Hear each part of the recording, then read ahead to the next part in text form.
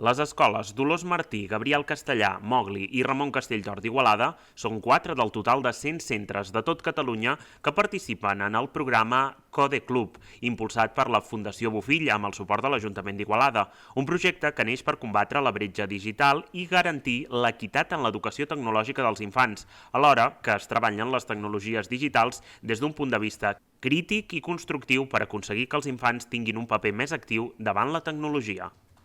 Seran uns espais gratuïts que s'oferiran dins el centre educatiu i que treballaran sobretot amb robòtica i noves tecnologies per començar a despertar aquestes vocacions. La Fundació Bofill és una organització catalana que promou moltes coses, entre elles la inclusió, entre elles també tots els espais que tenen a veure amb l'èxit educatiu que vam començar també fa uns quants anys i que, per tant, ens ajuden a posar aquest accent crític i constructiu.